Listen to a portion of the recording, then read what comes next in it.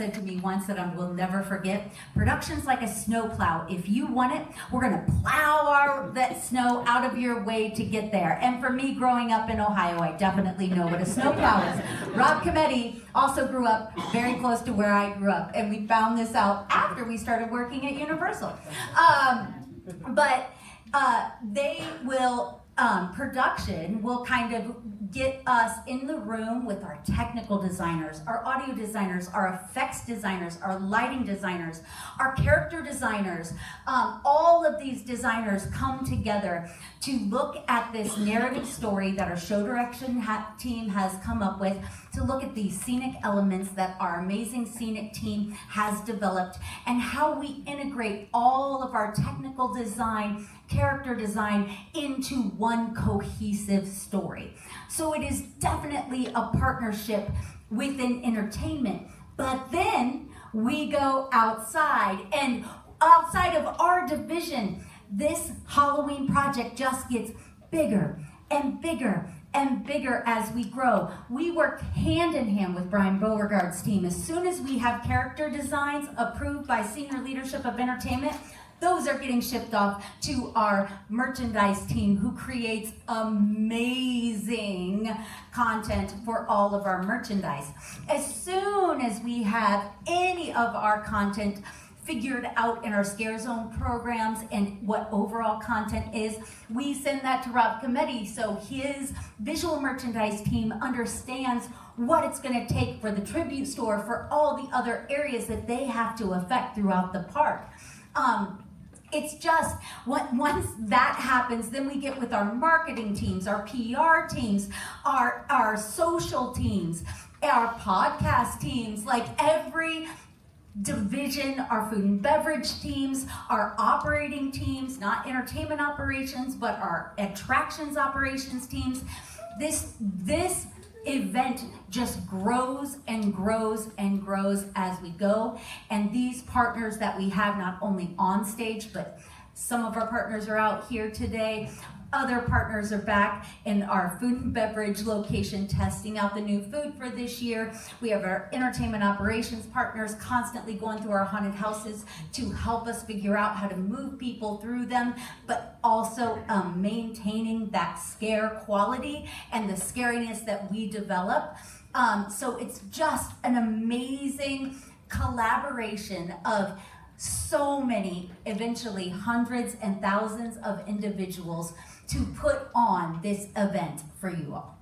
Yeah, very well said, very well said. To that point, Brian, on the merchandise front of things, I for one love my HHN merch. I'm sure all of you do too, right? Talk to us about you and your team's process in infusing overall thematic, overall themes and textures into the design approach for merchandise for Halloween. Absolutely. So just echoing what Mike and what Laura said is, we start really early in merchandise, almost earlier than everybody, because we have some crucial deadlines based on production, so we have to start early. I look back at some of the original concepts that we had and some inspiration. It was last September, and that's probably some of the earliest we've actually started. So there's a core of us, a nucleus of creativity, where we start brewing, we start throwing stuff up against the wall to see what sticks, because there's a lot of different ideas that come out of it, but how do we narrow it down? So that's like the big question is, what are we going after this year? How are we telling the story, and how are we bringing it to life? Merchandise is just one extension of that. So we start extremely early. We partner with all our IP partners as well. So there's a lot of different dynamics that go into the process that we have to kind of bake into the design, the whole design calendar. So that's kind of the challenge. But what we want to do is we want to make sure that we're in sync with all the other departments as well, to make sure we keep bringing up that word, cohesive, all aligned. That's so important to be able to bring the merchandise to life.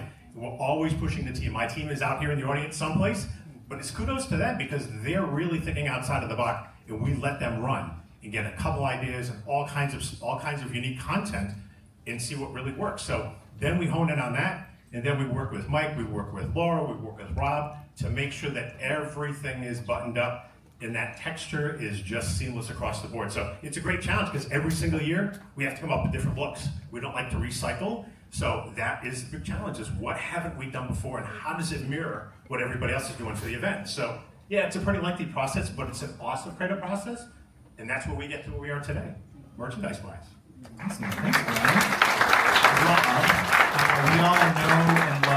the tribute stores that you and the visual merchandise. Truly incredible work that you all do. Talk to us about your process on the visual merchandise side of things when conceptualizing the theme for a tribute store that ties into the overall thematic scene at Halloween Horror Nights. Sure, I can go into that. Before I do, I want to talk about that nucleus you just talked about, that creative nucleus. Imagine a bunch of HHN horror fans getting into a meeting every other week and just talking about Halloween and horror stuff, and it's a lot of fun. I spend time picking out the different toys that Mike has added to his office each week, and we are all just huge fans. So it's a great pleasure to work with this team. Like you said, we started August of last year talking about this year's theme. So as far as our process, it's very similar to what everyone has already said on the panel.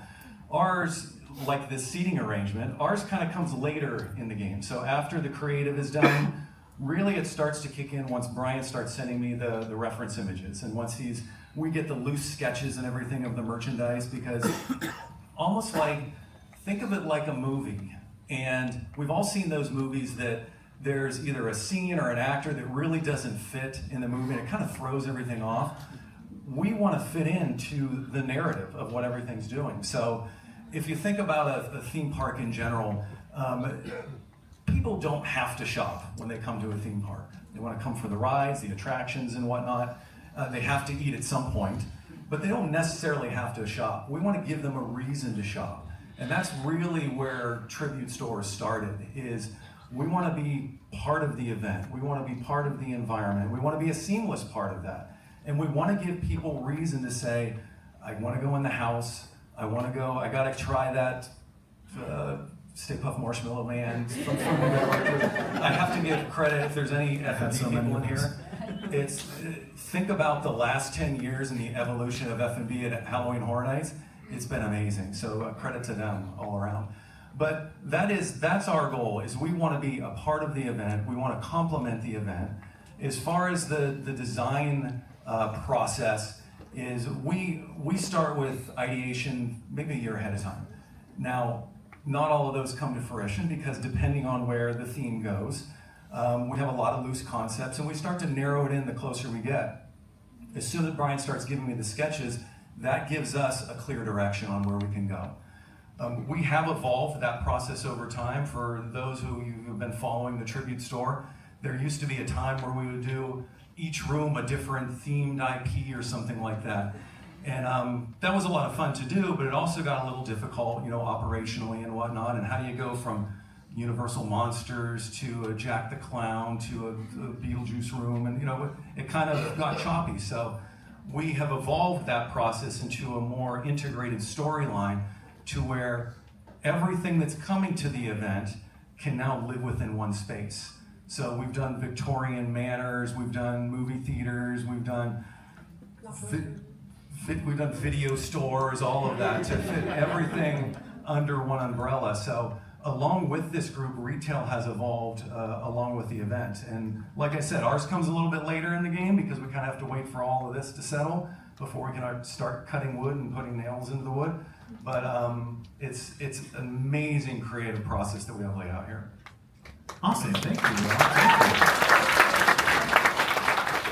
you. Before you do another question, my watch is going off like crazy. Every third is a social media something about we're revealing something at the end of this panel, and we're not. I just want to say that right now. We're not. Sorry, guys. Yeah, it's been going crazy. Like I can't even listen to what people are like. You're gonna reveal something. They're gonna reveal something. Well, the good thing is nobody was expecting it. No one's expecting a reveal.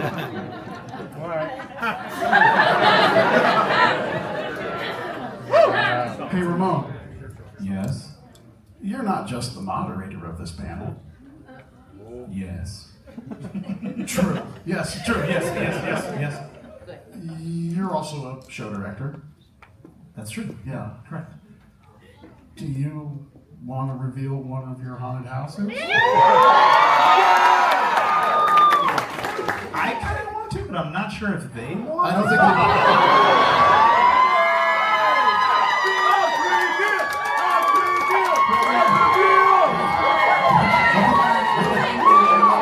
So we definitely didn't prepare anything.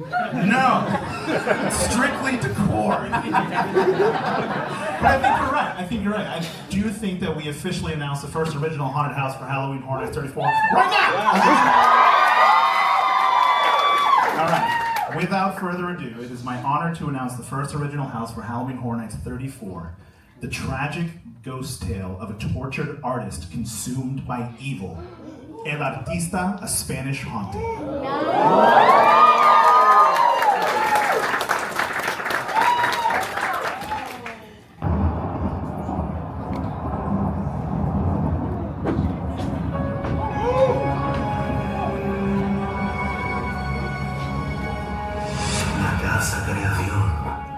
The place where dreams, sueños, come to blossom. A haven for the inspired.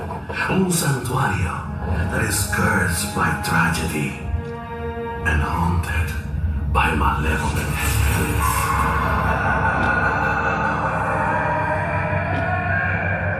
A forsaken void that calls out to the tortured artista with ill intent. Un lugar, a place that called to me, Sergio Navarro. With each passing day, their whispers grow louder, sus susurros se hacen más fuerte. I feel them looming over my shoulder as I work, eager for their ghastly forms to be painted onto the canvas. And I can't resist. No puedo resistirlos. Tonight, los muertos, the ghosts, are more restless than ever. And my art, mi arte, will imitate their death.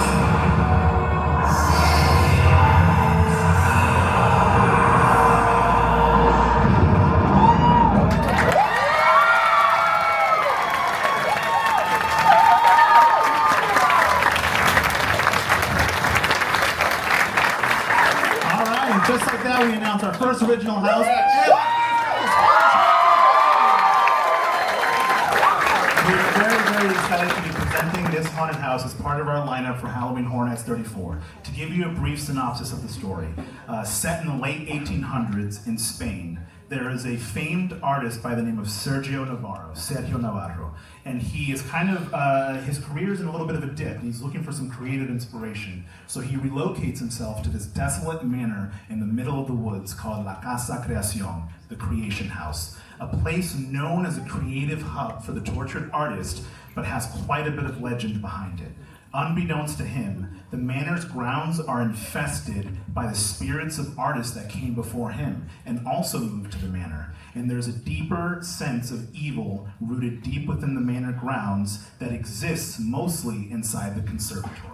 And within this conservatory, this deep sense of evil overtakes Sergio's mind, influencing his art, forcing him to paint these horrifying things that come to life. And the spirits want to use his artwork as portals to break into our world. So one night, when the veil is at its thinnest, Sergio has to overcome his own madness and the ongoing whispers of the ghosts as they proceed to break through his artwork, to use his artwork as portals, to set us forward into a haunting unlike any we've seen before. And that is the story of El Artista, a Spanish haunting.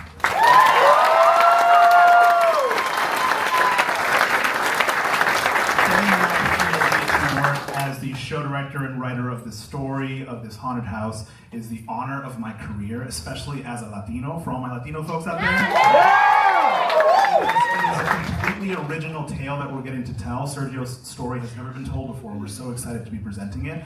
So many incredibly talented people came together, treated this project as a passion project. I want to give a shout out to my Scenic Design partner, Dylan Kolab, who is a mad genius.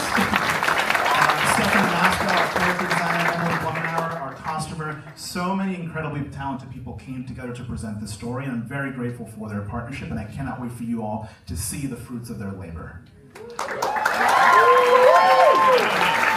Before you go through, it's interesting to note because we talked about overall thematic as well, and I think this is an important detail in the ways we can tell our stories. So again, we told you we all got together and figured out what's the tone and feel of the event. We defined those textures, and then we go to the team and define these textures to the team, and what comes out of that? Something like this. So, and then this actually backs back into some of the textures that you're going to see into the event.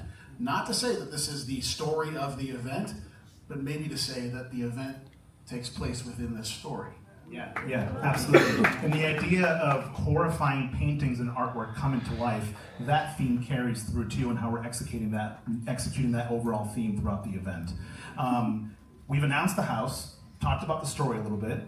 Do you guys want to see some behind-the-scenes content of the house? Well, luckily we have this awesome keynote presentation that's going to show you some behind-the-scenes imagery, coincidentally enough.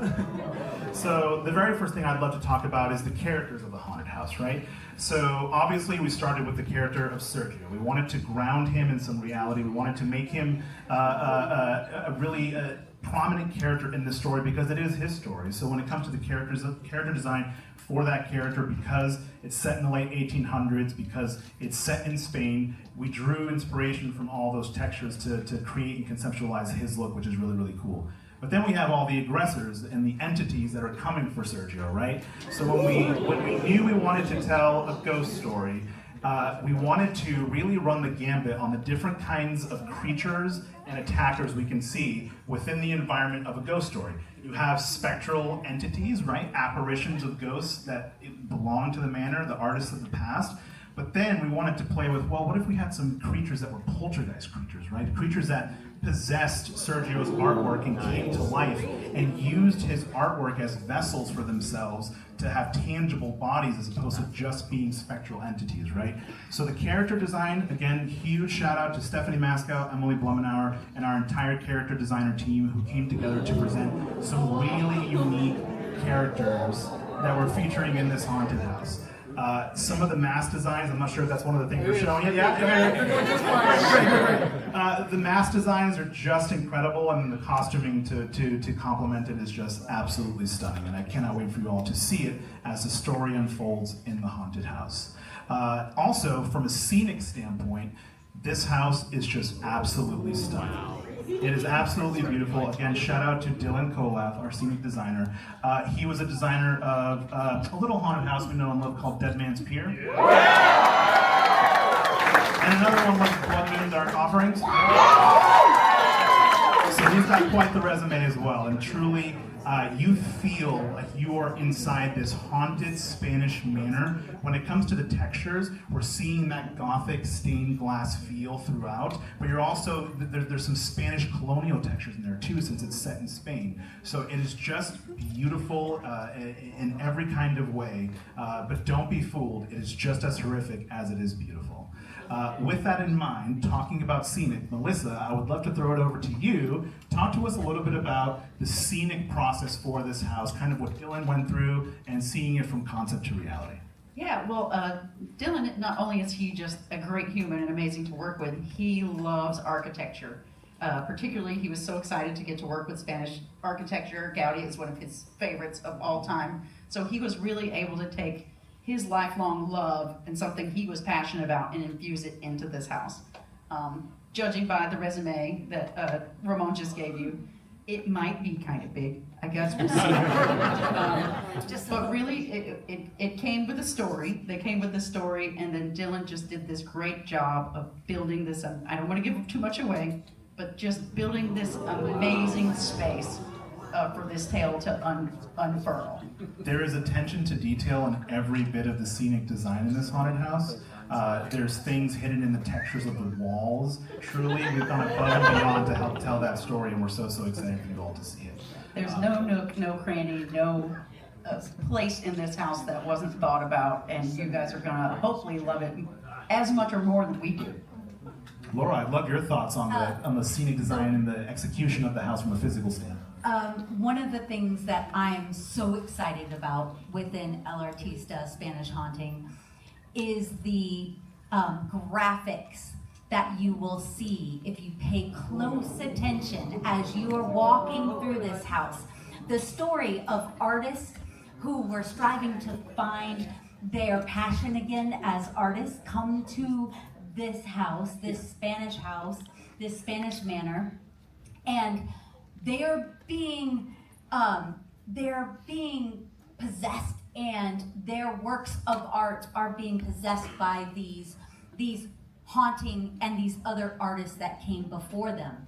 What I love about some of the works of art that you're going to see as you go through this Spanish Manor is that their works of art are going to come to life throughout all of the event. So if you pay close attention, if you go on the Unmasking the Horror tour, Definitely recommend. that Lights On tour, you might see some of the artwork that our graphic designers so brilliantly put together that kind of show some of the other things within our event. Absolutely. I'd love to take a moment to talk about some of the effects that we're going to see in this house, because Dylan and I, when we were in the creative room thinking about this haunted house, the two of us are huge HHN fans, like I mentioned, right? We've been both going to the event for so long. So we wanted to draw inspiration from a lot of these kinds of ghost stories from the past, your dead ends, your gothics, those kinds of textures. We wanted to take inspiration from some of those houses, but then also push the boundaries on how we achieve ghost effects in the haunted house. Some ways that we are achieving that: we all know and love the Pepper's ghost effect. There's a lot of Pepper's ghosts in this haunted house. We've got that going on.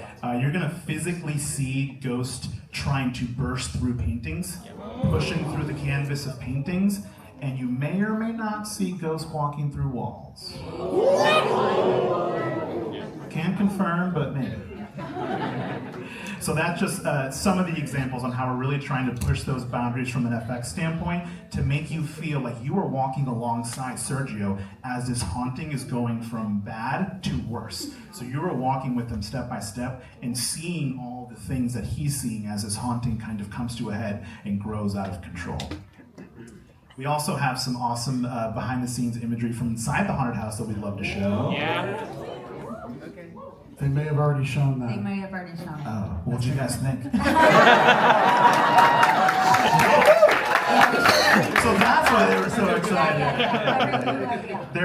And again, that's just scratching the surface. The house is absolutely beautiful, and once you see it all in full scale, we hope that you're gonna love it.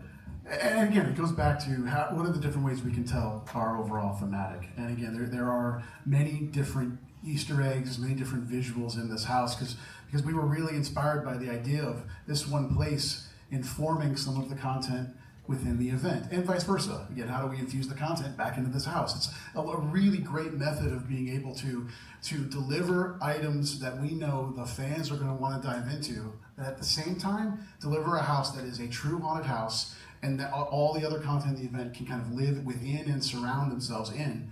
So we're able to achieve all levels of an integration of how any guests want to immerse themselves into this event. Yeah, absolutely. Should we open up the floor for a Q&A?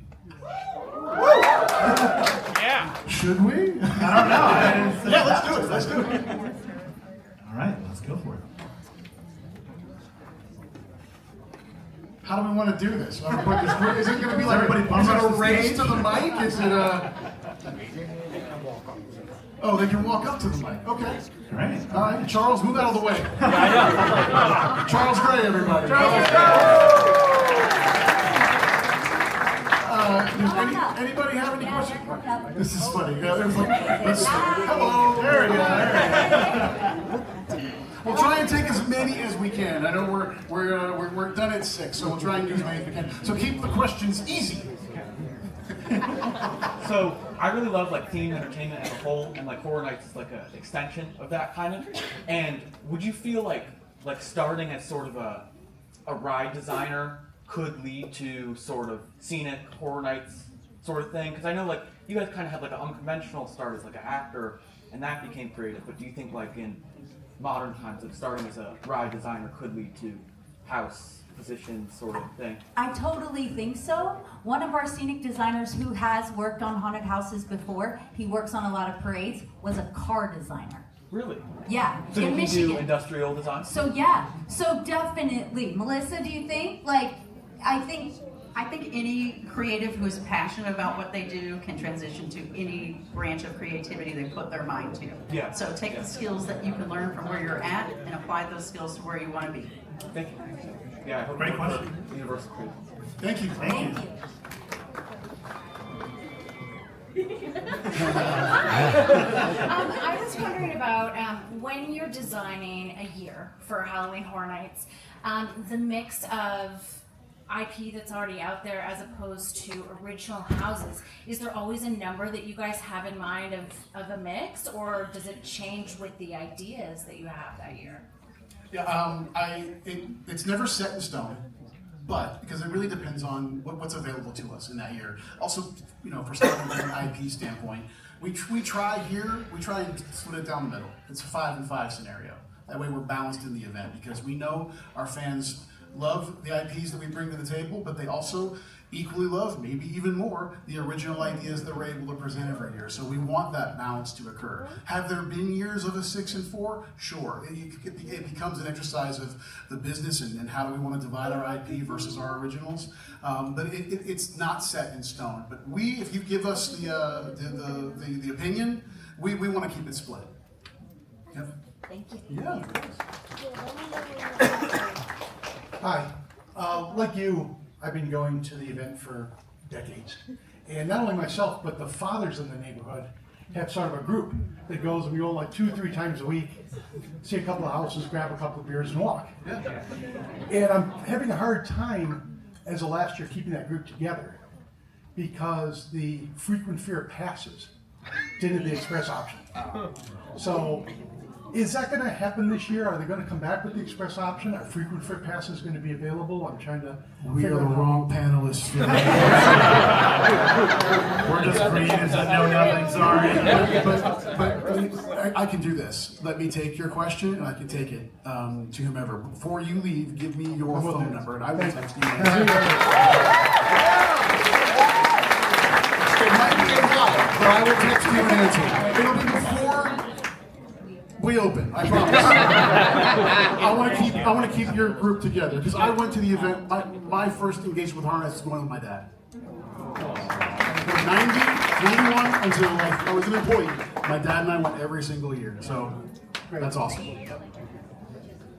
So for a question about past horror nights, do you guys ever foresee yourselves releasing the old Q videos that were filmed specifically for houses?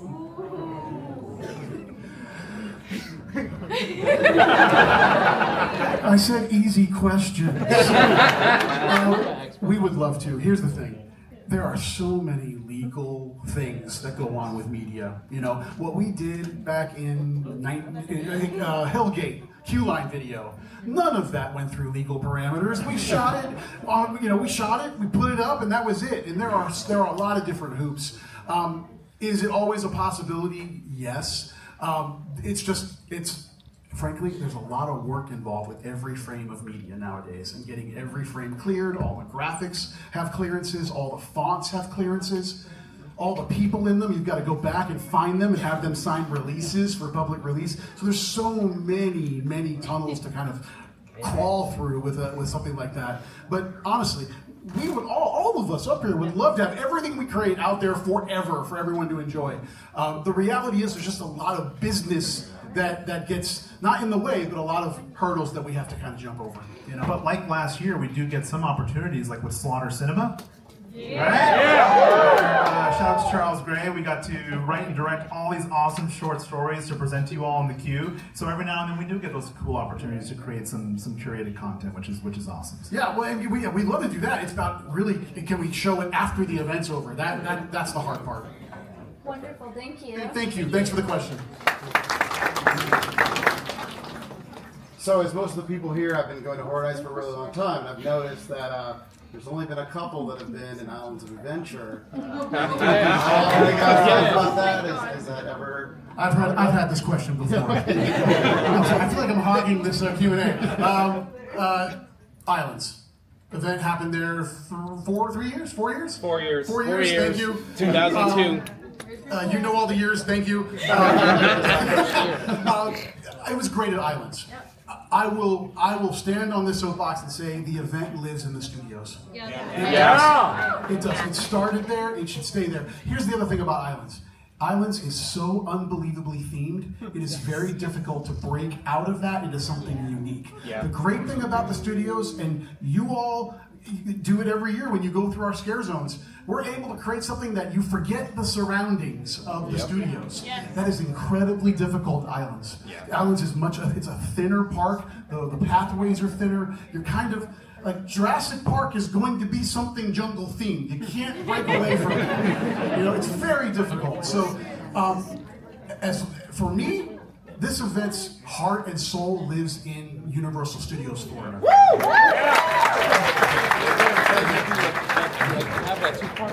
I'm not going to answer the next question.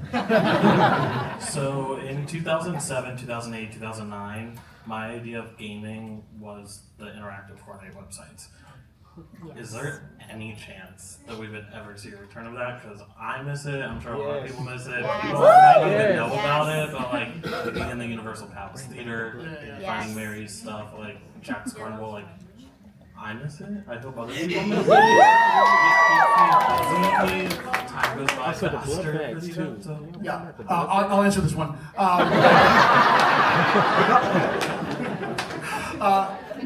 100%.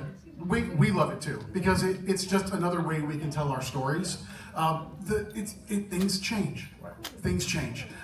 There are new methods, and I will tell you, we are in meetings, and we're not driving these meetings because we have a lot on our plates. And also, what the amount of work that goes into this event has exponentially grown, where the same team that was designing the event was also designing that website. And everything that goes into it. That was the art and design team doing that. And it's gotten incredibly difficult to do everything. But I will say, we are in meetings because we all have these phones and they do a lot of different things. Every year we're in meetings with these groups studying and understanding what's out there that we can take advantage of that allow our stories to get told in different ways. And that's an ongoing conversation year over year to try and find the right method, both technologically and intuitively, that allows the guests to be able to take in that story. But we love them. We love them. We help create them. We love them. I wish I could go back and like play. Hey, what's up? Hey, so I'm not answering this question. Ironically, my three favorite things on this earth are Halloween Horror Nights, beer, and music. And this kind of brings those three together. So with it being this really cool Hispanic drive, one, are we going to get like a cool like corn-based beer? Are we going to get like... And three, the most important thing, are we going to really feature a true Latin legend like a Celia Cruz, a Julio Iglesias, or a Pitbull? Is that the house this year? Is there a Dale house? I don't know. So my first instinct is I don't know how Mr. 305 works in the 1800s. I love Celia Cruz. I grew up on her too, but I'm like, it kind of feels like Sergio's story to tell. But to that point, there is Latin influence in everything you see in this haunted house. I'm very, very proud to say that the entirety of the cast is Latinx, which is great. Big shout out to Kelsey Kelly, our entire casting team, for carrying that vision through. Very, very proud of that. As far as the beer goes, I hope so. Thank you so much. Thank you. Yeah, hello there. So, one question, then one thing I want to say real quick. The question is, if we ever get a Horror Nights movie, or like a movie or TV show, what would you guys want it to be about? Oh, can I have this one? I want Jack's World. Yes! I have kind of put this in the universe several times. I'm manifesting. One being to maybe a partner in our family that has a streaming. I was like, Jack is so layered, and he has so many other entities with him, with Eddie and Chance, and now Oddfellow. We can go anywhere with this. We can tell his origin story. We can tell Oddfellow's origin story. We can figure out, tell Chance's origin story. Yes, I would love that, 100%. If and when that will happen, TBD, but we are on board for that to happen, my friend. And very quickly, I just wanted to say real quick, I'm sure a lot of people have said this, but I have some friends in this crowd. I just want to say thank you for making Horror Nights happen. This is how I found out. I love y'all. And thank you all for your hard work every year. You're awesome. Thank you. Thank you. Thank you. Okay, so I've been going to Horror Nights since 02. And so like there's a lot of original houses that I like. One of them specifically is Graveyard Games. Have y'all ever thought about it? So I was asking, have y'all ever thought about like a sequel to that house or any of the original other houses that y'all didn't ask? We think about that every day, but right below you is Charles Gray, who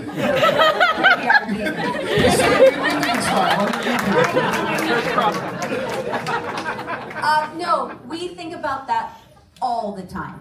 We constantly look to our past and all the original content stories we've done to kind of infuse them into new stories and new ideas. We are constantly thinking about that.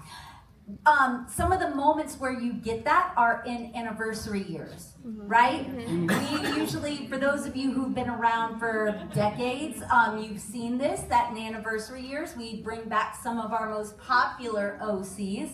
So just think about that. But, because, next year is 35. I can say that I too am a huge fan of Graveyard Games. Again, shout out to Charles Gray. There is absolutely some Graveyard Games influence in El Artista Spanish Haunted. And there's some familiar effects that you might remember from that haunted house, so keep an eye out. Thank you. Hi everyone, thank you so much for being here. You guys are absolute titans in your field, and it's honestly inspiring just to be talking here. I'm a seasoned scare actor. I'm sure I'm not the only scare actor here in the room. I would love to know if there has been any feedback from your team members who come back year after year and how they go back into the houses as you're designing them, just so your scare actors can safely scare but also get the best out of their performance. I'll take this one. Yeah, so if you are a seasoned scare actor, I'm sure you know that we do a really diligent job of trying to hear exactly how our characters are feeling and doing.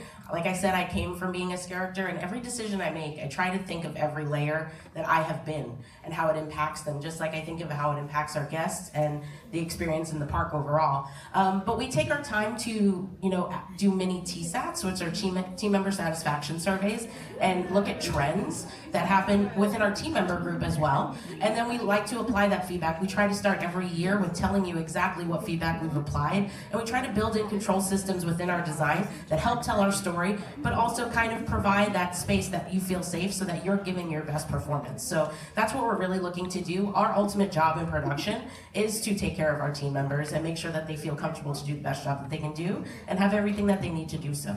So if you are a scare actor, please keep telling us. Thank you so much. We have time for like one or two more. How about three other? How many people are standing there? Four. Four. Four more questions. Here we go. Hi, I'm new to the Halloween Horror Nights scene. I believe 2025 will only be my fourth year.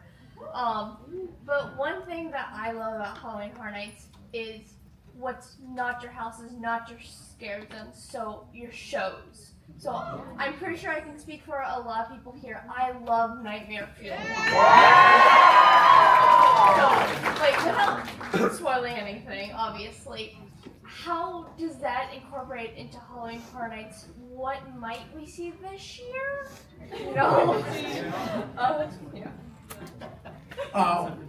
I cannot confirm or deny that Nightmare Fuel's coming back this year because of a reveal date of when shows are happening. But here's what I can say. The shows, particularly anything that's been in that venue, has always been the palate cleanser for the event. We want to be able to present something that allows someone who maybe doesn't want to get scared all night, that they can sit down and enjoy some level of spectacle in the event, whether it's the show experience, whether it's a lagoon experience, anything that kind of breaks you away from the scare zones and the haunted houses, where we want to try and find ways that we can engage that guest. So the fact that you enjoy that fast of the event is awesome, because we do it specifically for you, because we know there are people that come to this event that do not want to go through a haunted house. It's a great break. Exactly. Exactly. You're absolutely right. What I can say about Nightmare Fuel, and for the past few years, Jason Horn has been our creative director, show director for that house, or for that show, and has done an amazing job. And we actually, this year, for the very first time, if we bring that show back, we'll have new creative there, if we bring it back. See what I did there? Because I caught myself halfway through that. 2 days straight! Yeah! Thank you so much. Hi, I've been a character for several years too. And You're awesome. Thank you. Hi, I like your friend. Oh, thanks. I made Matilda myself. Yep. Nice. Awesome. Matilda. But what I was wondering is, it looks like Sergio is possibly the icon for this year. Is there any, and usually in the past years, especially in the past years, icons have sort of influenced the scare zone. So is there any influence of the artist upon the scare zone this year? And what might the thought process be of what little pieces go into each scare zone from each icon? That's a great question. I don't know if I have time to answer it fully. Here's what I'll say. So, the icon word is a heavy word, especially for this room. It's a heavy word because it means a lot of things. Here's what I can say about Sergio Navarro. He is a central character to our story this year. I'm not going to throw out the word icon because that is a word that you all can place on that character if you choose to, or if you choose not to. What I will say is we've identified this character as a way to tell our story this year. His influence is in the event in some capacity. It may not be the way an Oddfellow is in the event, or definitely not the way Jack the Clown is in an event. But again, it is us every year trying to determine what's the best method to tell a specific story. What I can say with this particular story and this particular character is there is a beginning, middle, and end to this story. And it resides within El Artista. How that permeates the rest of the event is a discovery that you can take on yourself and decide for yourself how you feel about Sergio Navarro. Okay?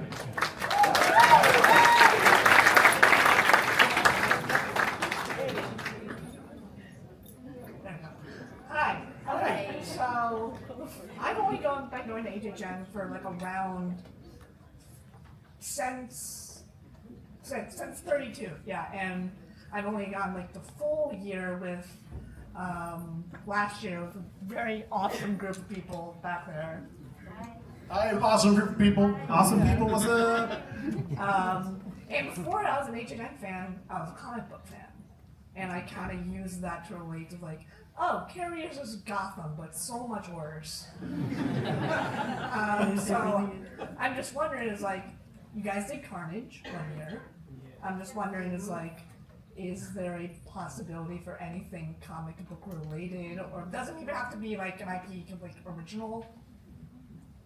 Are you asking if there's a comic book that we could produce and sell based on this? No, I mean like adapt into a house. Oh. We're always looking for new intellectual properties to adapt. It doesn't matter. It doesn't have to be a movie. It doesn't have to be, it can be anything. So yes, we're always looking for new things to put in. And yes, our original stories can be anything. So we have historically thought of a comic book style. We just haven't done it yet.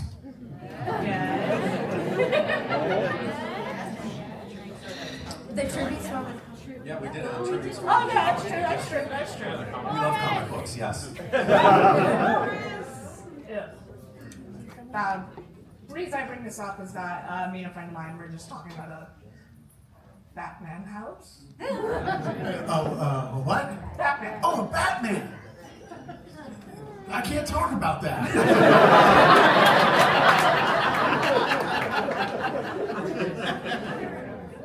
That's all I got, man. That's it. Thank you for your question. Thank you so much. You might be coming free, so I don't know. All right, and our last question. Hello, hi. Hello. I just had one question. As a huge Halloween Horror Nights fan, I'm very excited to see Five Nights at Freddy's be brought to HHN this year.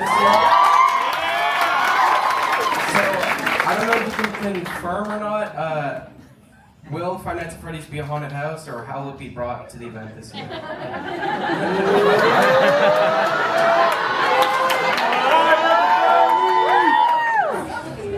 It's gonna be there. We have officially announced that Five Nights at Freddy's will be part of Halloween Horror Nights on both coasts. We have not officially said how that will be a part of the event. But it will be there. But it will be in the event, and what I can tell you, it's going to be cool. It's going to be fun, and what I can tell you is it is going to look identical to how that franchise looks. Identical. The characters will look identical to how they appear in the Blumhouse Five Nights at Freddy's film.